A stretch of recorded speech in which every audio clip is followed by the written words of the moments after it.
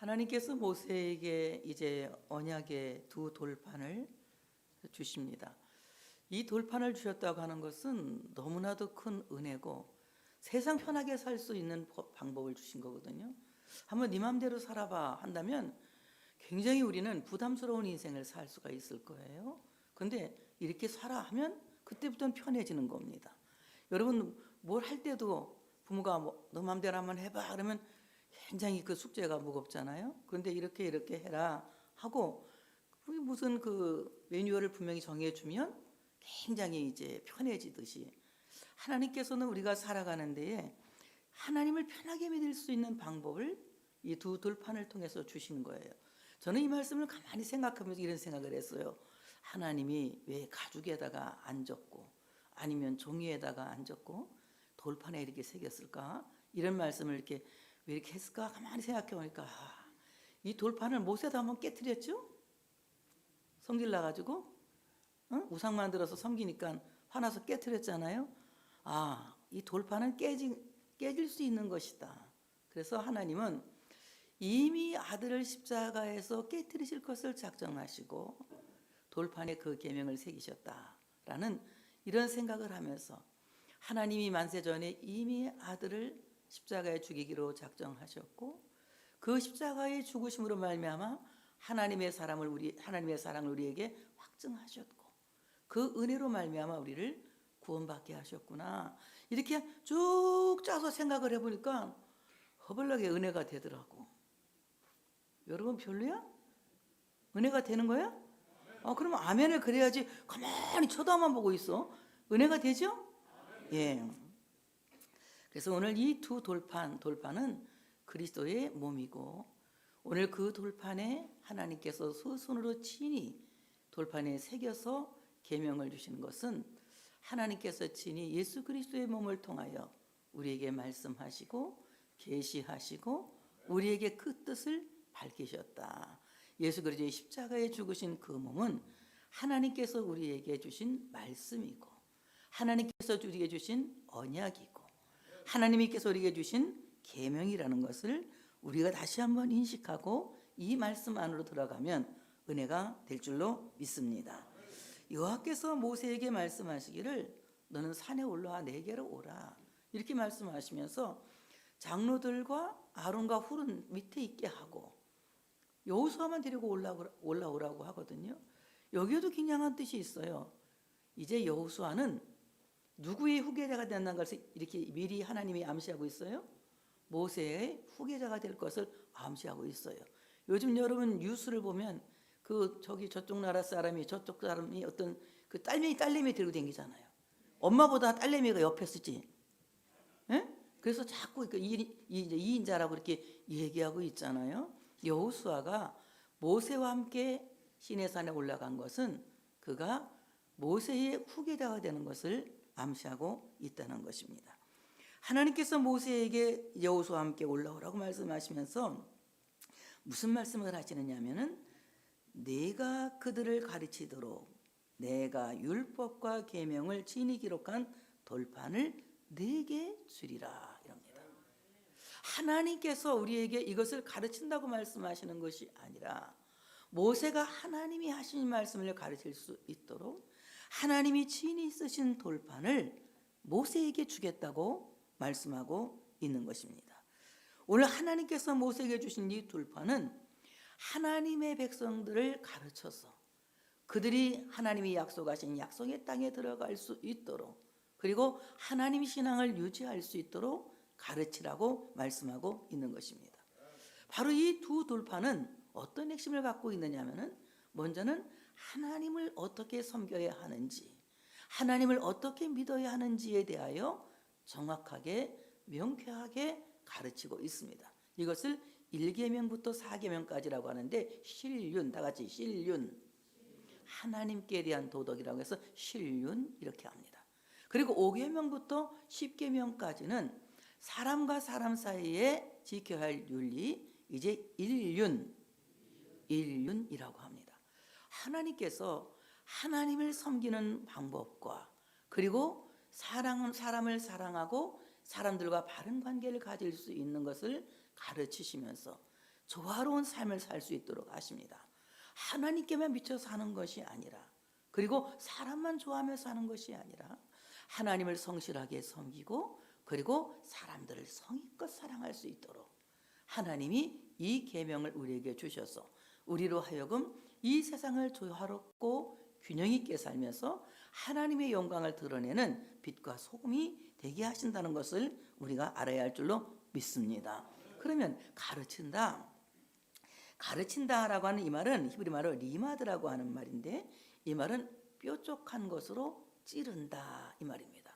뾰족한 것으로 찌른다. 여러분, 이 배운다는 것은요, 자기를 내려놓지 않으면 내가 아는 상식이나 내 교만이나 내 자존심이나 이런 등등의 나를 내려놓지 않고는 진정한 학생이 될 수가 없습니다. 그래서 어설프게 뭐를 아는 사람은 절대 공부를 잘하는 사람 되지 못해요. 아무것도 모르는 사람이 진짜 선생님한테 배워야 진짜를 배울 수가 있는 것입니다. 저도 피아노를 띵똥띵똥 띵똥띵똥은 칠 줄 알아요, 단음으로는. 그런데 이 피아노를 사부로 못 치거든요. 왜 못 친 줄 아세요? 저는 배워보려고 되지가 않아. 어릴 때부터 띵똥띵똥 띵똥띵똥을 배웠거든요. 저는 뭐 이거 저 다 붙은 거 다 칠 줄 알아요, 단음으로는, 한 손가락으로는. 그런데 이거 네 손가락으로 치는 걸 저는 못 하거든요. 사부를 못 친다는 얘기예요. 2부도 못 쳐요. 그냥 띵똥띵똥만 쳐요, 단음만. 왜 못 배우느냐? 어설프게 띵똥띵똥을 알기 때문에 저는 피아노를 배우지 못하는 거예요. 누가 가르쳐줘도 어떻게 치라고 막 그래, 뭘 보고 뭘 알아서 저쩌고 하는데, 나는 그게 아니라 그냥 곡을 보고 그대로 도레미파솔라시도를 쳐야 되는 거거든. 근데 뭐 다른 걸 보고 뭐 친다고 하는데 나는 아무리 설명을 해도 이 설명이 이해가 되질 않는 거예요. 그러니까 나는 피아노를 배울 수 있다? 없다? 없어요. 못 배웁니다. 절대 못. 그리고 인이 베껴서 이제는 아예 배울 생각도 하지 않아요. 그래서 피아노 포기. 기타 한번 뭐 이렇게 치고 이렇게 해봐서 몇 번 해봤어요. 도레미파솔라시도 해봤는데 절대 못 배우는 게 뭐냐? 그 도레미파솔라시도가 잘못 오리엔테이션 돼갖고 기타를 저는 배우지를 못하는 거예요. 마찬가지로 우리가 내 삶 속에서 잘못 오리엔테이션 되어 있는 것들이 다 제로가 되어질 때에 하나님을 배울 수가 있다는 거예요. 어설프게 하나님의 사랑을 배운 사람, 어설프게 하나님의 법을 배운 사람은 진짜 하나님의 법을 배우는데 엄청난 힘이 든다는 것입니다. 그래서 우리가 하나님을 배울 때는 마치 뾰족한 것으로 찌르는 것처럼 자기를 찔러서 자기를 버리는 이런 훈련이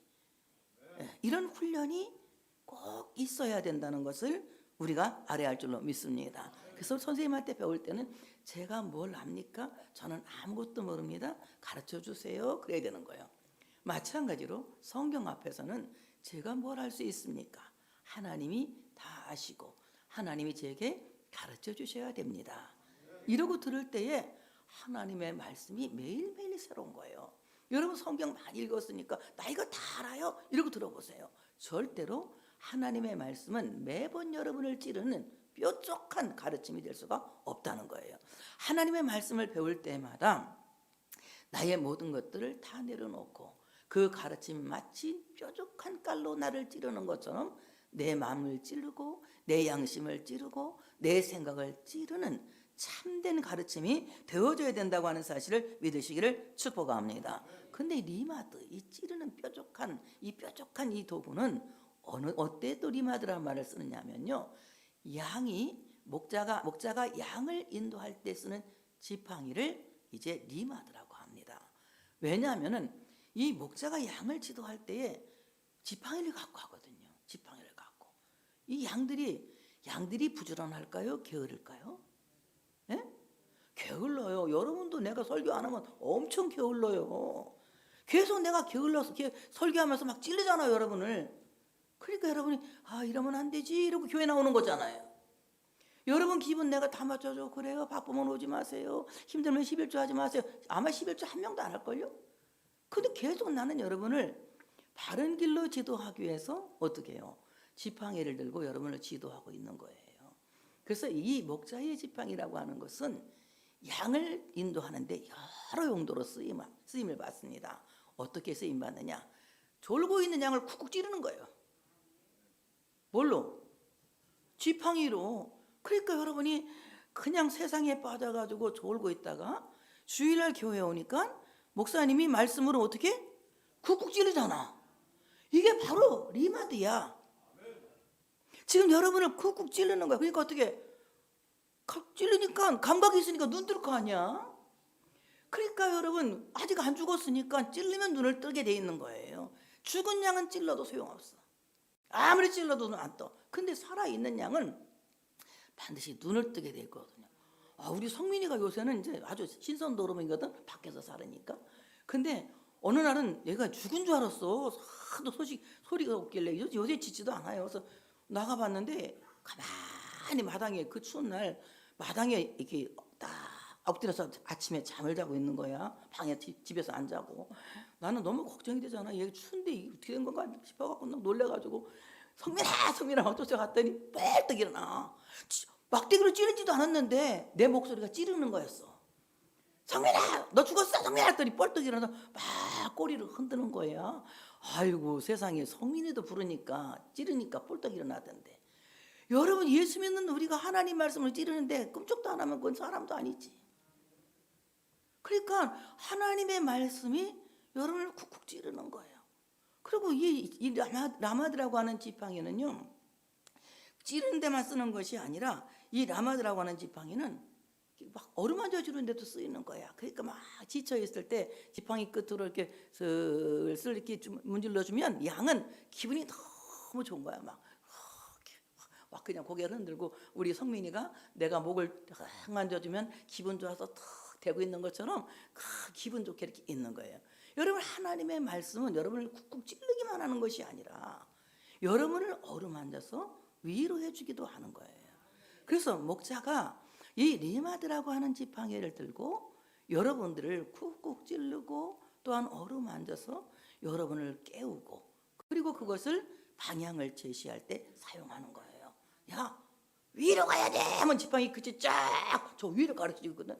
그러니까 뭐 말하지 않아도 괜찮아. 눈이 굉장히 이렇게 딱 쳐다보니까 지팡이 끝이 앞을 가리고 저 언덕을 가리키고 있거든요. 그러면 그냥 이 양들은 일사불란하게 위를 향해서 가는 거예요. 또 쫙 옆을 가르쳐. 그러면 쫙 옆을 향해서 가는 거예요. 목자의 지팡이 이와 같습니다. 예수 그리스도는 그의 십자가로 우리의 지팡이가 되게 하신 거예요. 그래서 예수 그리스도의 십자가는 우리 삶에, 우리가 신앙을 살아가는 신앙생활에 마치 방향등과 같다. 방향등과 같다. 그리스도의 십자가가 우리로 하여금 어느 길을 가야 하는지, 어떻게 살아야 하는지 분명한 방향을 제시하고 있다는 거예요. 근데 그 예수 그리스도의 십자가는 어떻게 우리에게 방향등이 되시느냐? 먼저 하나님을 사랑하고, 그리고 내 이웃을 내 몸같이 사랑하라고 하나님은 분명히 예수님의 십자가는 우리에게 그러한 방향도구가 되어주는 겁니다. 뿐만이 아니라 라마드라고 이 지팡이는 또 언제 쓰이느냐 하면은요, 맹수를 공격할 때 쓰거든요. 막 곰이나 이런 늑대나 이런 것들이 양을 물으러 오거든요. 저 대마기행 얼마 전에 봤더니 막 그 라오스에서 엄청 이 양이 막 그냥 6마리가 죽었더라고요. 늑대가 와서 물어 죽였더라고요. 그냥 그걸 보는데 마음이 얼마나 아픈지. 그 사람들이 그거 벌어서 뭐 양 키워서 먹고 사는 사람인데 늑대가 6마리를 죽이고 간 거야. 근데 그 늑대 봤으면 내가 죽였을 것 같아. 화가 나가지고. 얼마나 화가 나는지. 내가 봐도 화가 나는데 막 불쌍한 마음까지 생기는 거예요. 그런데 그때 그 현장에 목자가 있었으면 양의 생명이 지켜지는 거거든요. 어떻게 해요? 이 몽둥이가, 이 지팡이가 그때는 완전히 몽둥이로 바뀌는 거예요. 그리고 무서운 창으로 바뀌는 거예요. 그것을 투봉처럼 내던져서 이제 맹수를 명중시켜서 그 자리에 즉사시키는 거거든요. 아니면 멀리 쫓아내든지. 이와 같이 하나님의 말씀의 권세는 사탄의 세력을 무력화시키고 악한 마귀를 거꾸로 튀게 한다는 사실을 믿으시기를 축복합니다. 그래서 우리로 하여금 사탄의 유혹을 받지 않도록 하나님은 계속해서 우리에게 말씀하시고 우리에게 방향을 제시하고 있다고 하는 사실을 믿으시기를 축복합니다. 그러면 이 가르친다라고 하는 말은 샤난이라고 하는 말인데요. 이 샤난이라고 하는 말은 무슨 말이냐? 날카롭게 한다. 아까 얘기했죠. 뾰족하다, 뾰족하다, 날카롭게 한다 또는 반복한다 이런 뜻을 갖고 있거든요. 하나님의 말씀이 나를 가르치게 하려면 이 하나님의 말씀을 날카롭게 해야 되는데 어떻게 날카롭게 되느냐? 하나님의 말씀은 좌우의 날선 검과 같다 그랬거든요. 근데 여러분, 검이 날이 서 있으면, 이 날이 서 있으면 굉장히 유용하게 쓰이지만 날이 무뎌 있으면 사람을 다치게 해요. 우리도 칼질을 하다 보면, 저는 뭐 칼질을 제대로 하는 사람은 아니지만 이 생채를 가끔 쓰는데 가지고 저는 손가락 같이 쓰거든요. 크게 잘게 못 쓸어가고 이게 쓰는데 쓸다가 보면 가끔 손을 다칠 때가 있어요. 왜? 칼이 잘 안 들을 때. 칼이 잘 안 들을 때 칼이 나를 막 다치게 만들거든요. 마찬가지로 하나님의 말씀이 예리한 검이 되지 않으면 하나님의 말씀이 오히려 나를 살리는 것이 아니라 그 말씀을 잘못 곡해한 사람들을 죽이는 거예요. 그래서 이 하나님의 말씀은 좌우의 날선 검처럼 뾰족하게 날이 서 있어야 되는데 하나님의 말씀은 살아있고 활력이 있어 좌우의 날선 어떤 검보다 예리해서 혼과 영과 및 관절과 골수를 찔러 쪼개기까지 하며 또 마음의 생각과 뜻을 판단한다고 히브리 4장 12절에 말씀하고 있거든요. 근데 이 하나님의 말씀을 좌우의 날선 검처럼 뾰족하게 하는 것은 무엇이냐? 그 말씀을 우리가 하나님의 말씀으로 믿을 때, 하나님 말씀으로 믿을 때 그 말씀이 좌우의 날선 검으로 우리 안에서 운동하게 되는 거예요. 하나님의 말씀이 좌우의 날선 검처럼 우리 안에서 운동하게 됨으로 말미암아 그 말씀이 내 안에서 역사하게 되는 거거든요. 그래서 우리가 하나님의 말씀을 들을 땐 사람의 말로 받는 것이 아니라 하나님의 말씀으로 들어야 되는 거예요. 그러니까 오늘 목사가 강대상에서 설교하고 있어요. 이 설교를 여러분이 목사님 말로 들어야 합니까? 하나님 말씀으로 들어야 합니까? 진짜요? 상식은 알고 있는데 감정이 안 될 때가 있잖아. 그죠? 감정이 안 돼. 목사님한테 살짝 기분이 나쁠 때, 여러분들 나한테 배 할 꼬일 때 있지? 나도 있어. 뭐 없는 줄 알아? 있는데 내가 아닌 척하고 사는 거야. 왜? 좀 살다 보면 풀어지니까. 근데 다 배 할 꼬여. 꼬일 수 있어. 근데 그 꼬이는데 그 꼬일 때 하나님의 말씀을 목사님 말로 갑자기 딱 바꿔서 둔갑해서 듣는 거야. 하나님의 말씀을 갑자기 목사님의 말로 둔갑해서 들으면서 기분이 탁 잡치는 거야. 아이고, 목사님이 지금 나한테 지금 저러는구만. 내가 좀 기분 안 좋게 했더니 지금 나를 찔리는 거야. 막 그래, 찔리면 어떨 건데? 당연히 찔러야지. 아니요? 뒤에 막 이렇게 때려보듯이 쳐다보네. 당연히 찔러야 되는 거 아니야? 근데 지금 이게 상식이에요. 당연히 찌르는 건 상식이에요. 그런데 상식이 안 통하고 감정이 앞설 때가 있거든요. 아유, 저 하나님 말씀 왜 목사님은 저렇게 사람의 감정으로 설교를 하지? 나는 하나님 말씀을 전하는데 듣는 사람에 따라서는 감정으로 들릴 때가 있다는 거예요. 그럴 때는 하나님의 말씀이 여러분을 이롭게 하는 것이 아니라 오히려 해롭게 할 수가 있는 거예요. 그래서 우리는 항상 하나님의 말씀을 들을 때 내 감정 컨트롤을 잘하고 하나님 앞에 내 마음을 중립에 놓고 말씀을 들어야 돼. 중립에 놓고 하나님의 말씀을 들을 때에는 성도로서 내 감정을 중립에 놓고 하나님의 말씀을 들어야 목사님 전하는 말이 사람의 말로 들리지 않고 하나님의 말씀으로 듣는 거예요. 이게 언제부터 있었냐? 초대교회 때부터 있었던 거야. 그러니까 베드로도 그런 말을 하거든요. 또 바울도 그런 말을 하고요. 베드로는 무슨 말? 내가 하나님의 말씀을 전할 때 사람의 말로 듣지 말아라 이렇게 말해요. 하나님이 위에서 공급하시는 말씀을 너희가 듣고 있는 거다 이렇게 말하고 있고요. 사도 바울도 그런 얘기를 합니다.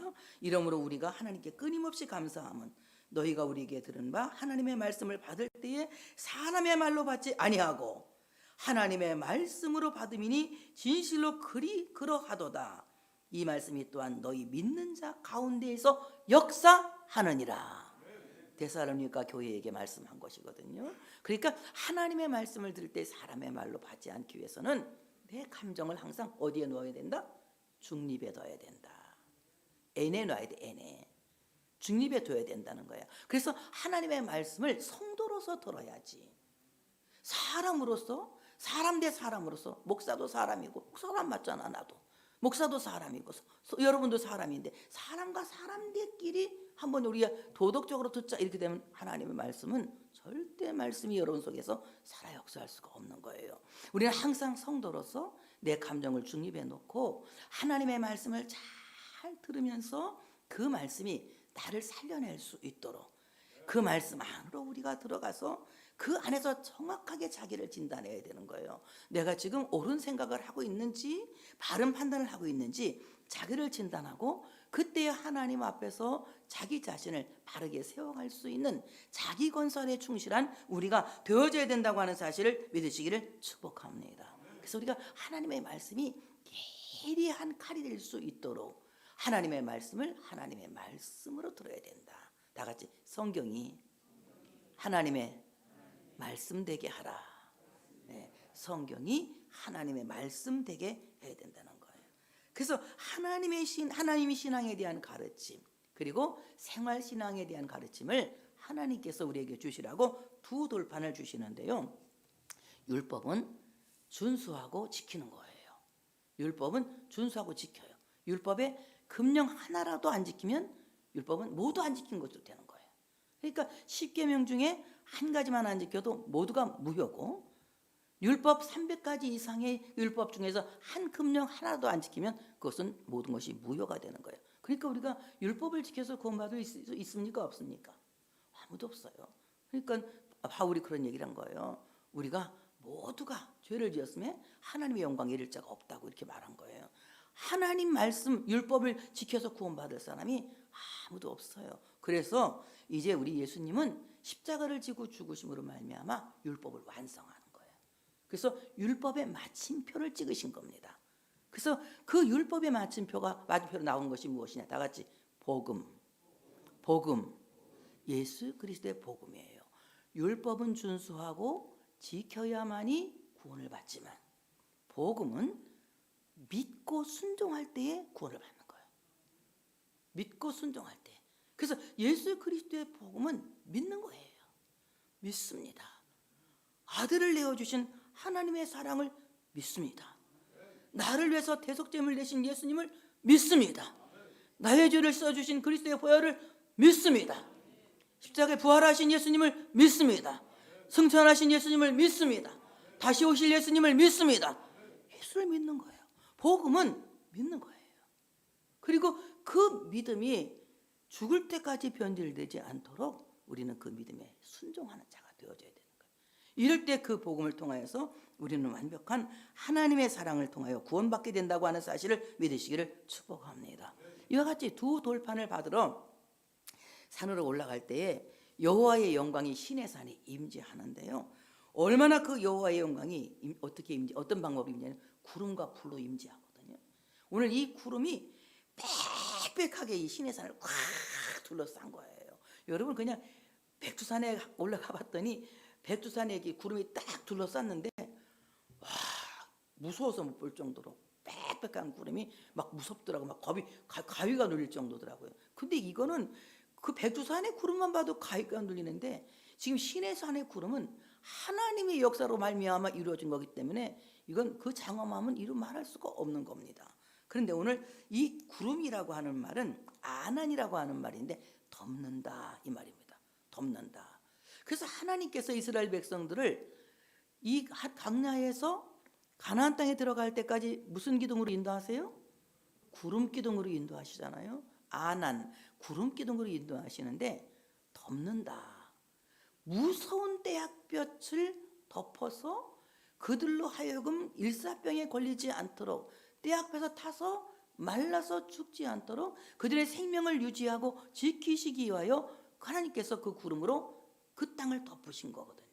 마찬가지로 하나님께서 빽빽한 구름으로 이 광야를 덮으신 그 빽빽한 구름은 바로 우리의 죄와 허물을 덮기 위해서 우리의 참으로 영원히 죽을 수밖에 없는 본질상 진노의 자식으로 태어난 그 본질을 덮기 위해서 우리에게 하나님께서 덮으시는 그리스도의 보혈이다. 예수 그리스도의 보혈은 우리의 허물을 덮는 구름과 같은 것이다. 그러면 구름이라고 하는 것은 뭘 담고 있습니까? 구름 안에 뭘 담고 있어요? 구름이 뭘 담은 보자기예요? 구름은 물을 담은 보자기예요. 비를 담은 보자기입니다. 만약에 구름이 비를 담지 않으면 그것은 자기 몸만 기르는 목자라고 유다가 말했거든요. 유다서 11장 11절 12절에 보니까 이제 가인과 뭐 이런 나쁜 사람들 얘기를 하면서 발람과 이런 사람들 얘기하면서 구름 없는 비 없는 구름은 자기 몸만 기르는 목자라고 말하고 있거든요. 마찬가지로 비 없는 구름은 굉장히 무익한 것이고 쓸모없는 것이고 하나님이 기뻐하지 않는다는 거예요. 그런데 참으로 세상에 어떠한 구름도 자기들이 구름이라고 주장하는 이단들은 절대로 그 안에 비를 갖고 있을 수가 없다는 거예요. 가인은 뭡니까? 잘못된 길에 선 가인. 그 안에 그 가인의 구름에 비가 있습니까? 사람을 판단하고 정죄하고 미워하고 죽이려고 하는 이 가인 안에 정말 비가 있을까요? 비 있을 수 없습니다. 그러면 거짓 선지자로서 거짓 예언하는 발람의 속에 그러면 비가 있을까요? 비 없습니다. 정말 비가 있는 곳은 예수 그리스도의 복음 외에는 없는데 그 예수 그리스도의 복음에 있는 그 비가 우리의 죄와 허물을 덮어주는 예수 그리스도의 보혈이라는 거예요. 그래서 예수 그리스도의 보혈이 여러분 안에 빽빽한 구름처럼 여러분을 덮을 때에 우리가 죄와 허물을 덮고 사망에서 구원받게 되는 놀라운 역사가 일어나고 하나님의 영광이 가득하게 된다고 하는 사실을 믿으시기를 축복합니다. 그래서 우리가 하나님의 영광을 위해서 산다는 사람이 되기를 원하면 정말 여러분이 착한 일을 많이 하고 또 참 자선을 많이 베풀고 아니면 여러분이 그냥 대단히 훌륭한 인격을 갖고 있어서 하나님의 영광을 드러내는 사람이 되면 얼마나 좋겠어요. 근데 우리는 그렇게 완벽할 수가 없거든요. 완벽할 수가 없어요. 우리가 하나님의 영광을 나타내는 하나님의 영광이 되려면은 하나님의 영광을 덧입은 자가 돼야 돼. 그 하나님의 영광을 덧입은 자는 곧 예수 그리스도의 보혈로 말미암아 참으로 우리의 죄와 허물이 덮어진 자. 그래서 그 은혜로 말미암아 하나님의 영광을 드러낼 수 있는 자, 그 후광을 드러낼 수 있는 자, 이런 사람이 될 때에 여러분은 하나님의 영광이 될 수가 있는 겁니다. 그리고 영광이라고 하는 말은 풍부하다. 여러분 안에서 정말 하나님의 사랑이 풍부하게 드러나서 많은 사람들에게 정말 저 사람 보니 은혜가 있어, 저 사람 보니까 정말 하나님 믿고 싶은 마음이 있어, 이런 은혜를 드러낼 수 있는 사람이 되기를 원한다면 우리는 하나님의 은혜를 입은 자가 되어야 되는 거예요. 인간은 절대로 다른 사람에게 광채가 될 수 없고 빛이 될 수가 없어요. 인간 스스로는 발광할 수 있는 빛이 없기 때문에 그래요. 우리는 하나님의 빛을 받아서 그 빛을 세상에 반영할 수 있는 빛이지 내 자신이 빛이 될 수가 없기 때문에 우리는 하나님의 영광을 덧입은 자, 하나님의 은혜를 덧입은 자가 되어야 할 줄로 믿습니다. 그래서 영광이라고 하는 말은 오늘 참으로 케보드, 이 말은 장관이다. 와, 장관이다. 정말 대단하다. 이런 얘기를 들어야 되거든요. 근데 정말 이 땅에서 여러분 대단한 사람이 된다는 건요, 은혜 입지 않고는 될 수가 없는 거예요. 그래서 세상의 부자는 많지만 하나님이 낸 부자, 장관인 부자는 그리 흔하지가 않다는 거예요. 세상에 훌륭한 사람은 많지만 하나님이 낸 장관, 이런 훌륭한 사람은 많지 않다는 겁니다. 여러분의 인생이 장관 되시기 원하면 장관이다. 옆에 분 보고 한번 해보세요. 장관이다. 은혜입니다. 그럼 그러세요. 은혜입니다. 이렇게 말해야 되는 거예요. 장관일세, 은혜입니다. 이렇게 말해야 되는 거예요. 하나님이 나에게 큰 은혜를 주셔서 참으로 여러분이 살아가는 그 삶 속에 하나님의 영광의 빛이 장관일세, 대단하네, 풍성하네, 이렇게 드러날 수 있어야 된다는 겁니다. 그래서 우리가 하나님의 영광을 입은 사람이 될 때에 여러분이 장엄한 광경을 세상에 드러낼 수 있는, 하나님의 영광을 드러낼 수 있는 영광이 될 수 있다고 하는 사실을 믿으시기를 축복합니다. 근데 오늘 시내산에 하나님의 영광이 머물렀다고 했거든요. 머물렀다, 샤관, 이 말은 무슨 말이냐면 거주했다, 정착했다, 이 말입니다. 오늘 시내산에 하나님의 영광이 머물렀다고 하는 것은 이 교회에, 예수님께서 세우신 그리스도의 교회에, 성민교회에 하나님의 영광이 거주하신다, 하나님의 영광이 머무신다, 이 말이거든요. 그러면 하나님의 영광이 여기에 머문다고 하는 말은 무슨 말이냐? 하나님의 영광이 이곳에 텐트를 쳤다, 하나님의 영광이 이곳에 장막을 지었다, 이 말이에요. 그러면 하나님의 영광이 성미교회에 장막을 치지 않으면 교회는 교회되지 못하는 거예요. 하나님의 장막이, 이 교회의 하나님의 영광의 장막이 교회에 텐트를 치지 않는다면 교회는 교회될 수가 없다는 겁니다. 그러면 바로 이곳에 하나님의 영광, 그 영광의 장막을 쳤다고 하는 말은 무슨 말이냐? 바로 이곳은 하나님이 계신 하나님의 집이요, 바로 이곳은 하나님이 머무시는 임마누엘 장막이 되어질 때에 하나님의 영광이 머무는 아름다운 곳이 되어진다고 하는 사실을 믿으시기를 축복합니다. 마찬가지로 여러분 개인도 교회라고 했잖아요. 여러분 개인 속에 하나님의 영광이 머물러야 되는 거예요. 이 말은 무슨 말이냐면 예수 그리스도의 장막이 여러분 가운데 항상 임마누엘 장막이 머물러야 된다고 하는 사실을 믿으시기를 축복합니다. 그 영광이 맹렬한 불같이 일어나서 그냥 시온산을 활활 타오르게 한 거예요. 그걸 생각해 보니까, 자, 시온산이 불 났습니까? 불 안 났습니까? 불은 나지 않았는데 뭐같이 보여요? 불난 것처럼 보이는 거예요. 타지는 않는데 불빛이 환한 거예요. 그러니까 이 불빛이 환하니까 해가 쓸모 있습니까? 없습니까? 해가 쓸 데 없어요. 낮이 필요해요? 안 필요해요? 낮도 필요하지 않아요. 왜? 하나님이 해가 되셨고 하나님이 낮이 되셨기 때문에 해와 달과 그리고 낮이 필요하지 않은 하나님이 계신 그야말로 천국과 같은 곳이 되었다는 겁니다. 여러분, 하나님의 불의 영광, 하나님의 영광이 가득한 곳은 하나님이 해가 되시는 거예요. 그래서 하나님, 오직 한 분 하신 하나님, 하늘에 해는 둘이 있을 수가 없잖아요. 하나님만이 바로 이 교회의 영광이 되시고 하나님만이 교회의 빛이 되시고 하나님만이 우리의 빛이 되셔서 그 영광이 내 삶을 둘러 진칠 때에 정말 우리 속에 모든 어둠이 물러가고 모든 저주가 물러가고 모든 불행이 물러가고 정말 낮이 쓸데없는, 해가 쓸데없는 아름다운 영광스러운 복을 누리며 살 수 있게 된다고 하는 사실을 믿으시기를 축복합니다. 그러면 이 맹렬한 불을 제가 한번 이 주석을 찾아봤더니 헤리오켈리라고, 예시오켈리라고 썼더라고. 이 헬라 말로, 히브리 말로 예시오켈리, 이 말이 무슨 말인가 봤더니 소멸하는 불이래. 소멸하는 불. 하나님의 영광의 불이 교회 안에 있다고 하는 것은 소멸하는 불인데 마치 삼켜버릴 것 같은 기세로 그 불이 그냥 확 타오르고 있는데 태우지는 않는 거야. 확 굉장히 밝은 빛으로 빛이 나고 있는데 이 불이 바로 소멸하는 불이라는 거예요. 무엇을 우리가, 하나님은 우리 안에서 무엇을 소멸하느냐? 잘못된 찌꺼기들, 우리의 참으로 세속에 오염된 찌꺼기들, 이런 것들을 주님께서는 계속해서 제거시키고 그 불순물을 제거하고 나서 완전한 순도 높은 정금으로 우리를 새롭게 태어나게 한다는 거예요.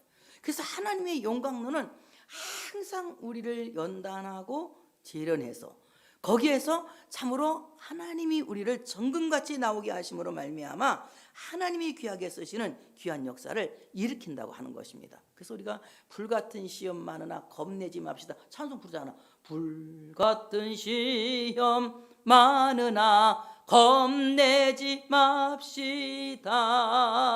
그 주의 권능 그 신이 이기고, 그 음치같이 부르면 이기고 남겠네. 정말 불같은 시험 많으나 겁내지 말자. 하나님의 권능이 크시니 이기고 남겠네.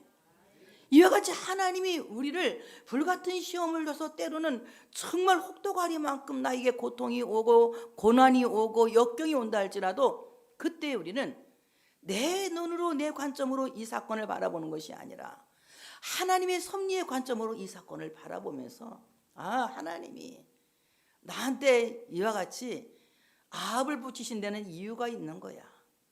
하나님이 이와 같이 나에게 이세벨을 붙인 데는 이유가 있는 거야. 하나님이 분명히 이 사건을 통해서 나를 순도 높은 정금으로 빚기 위한 섭리가 계신 거야. 이러고 바라보면 절망 중에도 큰 소망을 갖게 되는 거야. 그리고 더 좋아지겠지, 더 잘 되겠지 라고 하는 희망을 갖게 되는 거야. 그런데 인간의 생각으로 자기 생각에 묶여서 그 사건을 바라보면 딱 죽어야 맞은 거예요. 그러니까 죽고 싶은 생각이 막 속에서 일어나는 거예요. 그때 여러분, 그때 하나님 앞에 가만히 무릎을 꿇으셔야 돼. 그리고 하나님을 바라봐야 돼. 하나님이 어떻게 하실지 하나님 하실 일을 기대하면서 하나님을 바라볼 수 있는 우리가 되어져야 된다는 겁니다. 그럴 때 하나님이 내 삶을 새롭게 하고 그 하나님의 불이 내 인생을 새롭게 끌어가는 거예요. 여러분 생각해 보세요. 큰 기차가 불의 힘에 의해서 가고 있잖아요. 뭐 KTX 이런 거 다 불로 가는 거예요. 비행기도 불로 가는 거예요. 여러분 나는 뭘로 가요? 불로 가. 내 심장에 불로 가고 있는 거예요. 하나님의 불이 없으면 우리는 못 가. 한 발짝도 못 가. 그냥 숨 딱 끊어지는 거예요. 그러니 하나님께서 우리를 더 큰 세계로 끌고 가시기 위해서, 더 큰 길로 가게 하시기 위하여서 지금 연료 탱크를 키우고 있는 중이다. 여러분의 연료 배기량을 키우고 있는 중이다. T코로는 못 가게 생겼어. 그러니까 나는 하나님 보실 때 내가 그랜저인데 딱 기름통을 뭐 갖고 있어요? T코통을 갖고 있어. 이거 못 가. 그러니까 하나님 뭘로 바꿔? 작업하시는 거예요. 지금 큰 기름통으로 바꾸시는 거예요. 이와 같이 하나님이 내 인생을 더 전환시키기 위해서 하나님의 참으로 그 불로 우리를 이끌어 가신다는 거예요. 그래서 그가 40일 40야를 이제 시내산에서 하나님의 말씀을 기다리는 겁니다. 엿새 동안 기다렸더니 이제 주님께서 모세를 부르시는 겁니다. 그러면서 이 두 돌판을 주시는데요. 저는 이 돌판을 이렇게 생각합니다. 이 두 돌판은 광야학교의 교과서다. 이 두 돌판을 주시는 거예요. 이 40일이라고 하는 숫자는요, 굉장히 그냥 사람이 볼 때는 길게 이렇게 기도를 하지 이렇게 생각하지만 40일이라고 하는 것은 굉장히 중요한 시간이에요. 40일이라고 하는 것은 얼마나 중요하냐면은 40일 동안은 우리가 이 시험과 시련을 겪는 숫자지만 이 40일은 무서운 그냥 그야말로 위기를 기회로 바꿀 수 있는 숫자예요. 예수님은 40일 금식 후에 공생애를 시작하셨어요. 모세는 40일 기도 후에 계명을 받았습니다. 오늘 하나님은 여러분의 이 많은 시련이라고 하는 숫자를 겪게 하시고 여러분에게 하나님의 선물 말씀을 주셨습니다. 이 말씀이 여러분을 이끌어가는 불이 될 줄로 믿습니다. 이 말씀이 여러분을 이끌어가는 은혜의 구름이 될 줄로 믿습니다. 여러분은 이 광야에서 넉넉하게 하나님의 나라에 들어갈 수 있는, 젖과 꿀이 흐르는 약속의 땅에 들어갈 수 있는 하나님의 백성으로, 하나님의 학생으로 잘 훈련되어서 사고 없이 젖과 꿀이 흐르는 땅에 들어가는 선택받은 백성들입니다. 할렐루야. 하나님께 영광의 박수를 올려드리겠습니다.